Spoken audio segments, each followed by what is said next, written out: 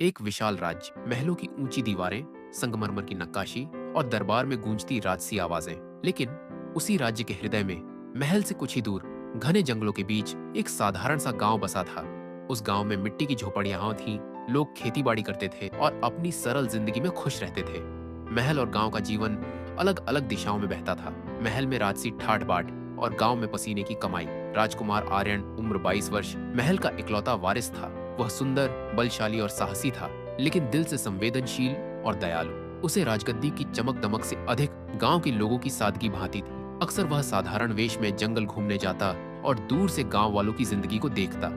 एक दिन खबर आई कि गांव में एक आदमखोर शेर छुपा हुआ है, जो गुपचुप गांव वालों की जान ले रहा है।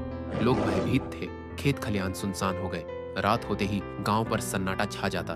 दरबार में मंत्री बोले, महाराज, हमें सेना भेजनी चाहिए। लेकिन सेना बार बार कोशिश करके असफल लौट आती। तब राजकुमार ने दृढ़ निश्चय किया, मैं अकेला ही उस शेर को पकड़ूंगा। रात का अंधेरा था, चांदनी टिमटिमा रही थी। राजकुमार साधारण वेशभूषा पहनकर तलवार और मशाल के साथ जंगल में उतरा। घने वृक्षों के बीच उसकी मुलाकात एक लड़की से हुई। वह थी सारांची, गांव की बहादुर युवती।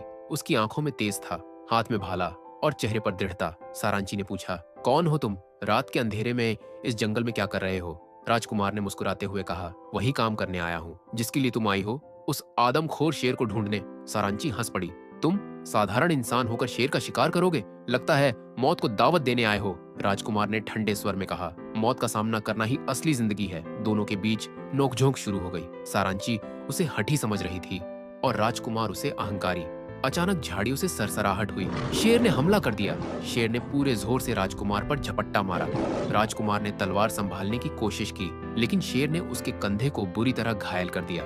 ये देखकर सारांची बिना डरे भाले के साथ शेर पर टूट पड़ी। उसने पूरी बहादुरी से राजकुमार की रक्षा की। कुछ ही पलों में उसने शेर को पीछे धकेल दिया। शेर गुर्राते हुए जंगल में गायब हो गया। राजकुमार जमीन पर गिर पड़ा, लहूलुहान। सारांची ने घायल राजकुमार को अपने टूटे फूटे झोपड़े में ले जाकर उसकी सेवा की। उसने घावों पर जड़ी बूटियां लगाई, पानी पिलाया और रात भर जागकर उसकी देखभाल की। राजकुमार ने आंखें खोलकर देखा तो पहली बार उसकी आंखों में सिर्फ सारांची का चेहरा था। वह बोला, तुम जानती हो, आज मेरी जान बचाकर तुमने मुझे जिंदगी का सबसे बड़ा तोहफा दिया है। धीरे धीरे उनके बीच बातचीत बढ़ी। सारांची की सरलता, उसकी बहादुरी और निस्वार्थ सेवा ने राजकुमार के दिल को छू लिया। राजकुमार के मन में उसके लिए प्रेम अंकुरित हुआ।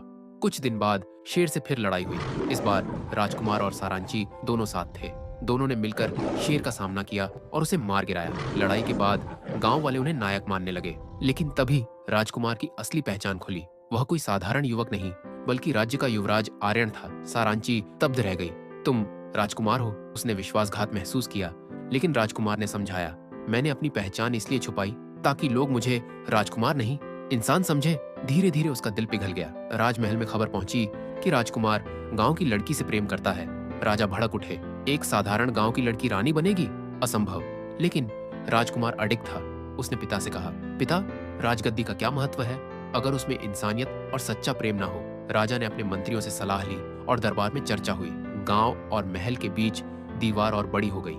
एक दिन गांव में आग लग गई, लोग फंस गए। राजकुमार और सारांची ने मिलकर पूरे गांव को बचाया। गांव वालों ने दरबार जाकर गवाही दी कि सारांची सिर्फ गांव की लड़की नहीं, बल्कि हमारे लिए देवदूत है। उसने हमें बचाया है। राजा की आंखें खुली। उन्होंने पहली बार देखा कि प्रेम, साहस और सेवा ही असली राजसी गुण है। आखिरकार राजा ने घोषणा की, राजकुमार और सारांची का प्रेम अब राज्य का सम्मान है। राजकुमार और सारांची का विवाह धूमधाम से हुआ। महल और गांव के बीच की दूरी हमेशा के लिए मिट गई। राजकुमार ने जनता से कहा, सच्चा नायक वही है जो ताज या तलवार से नहीं, बल्कि दिल से जीतता है। सारांची उसके साथ खड़ी थी, मुस्कुराती हुई, और कहानी वहीं खत्म हुई जहां से शुरू हुई थी, जंगल के बीच। पर इस बार डर नहीं, बल्कि प्रेम और आशा की रोशनी के साथ।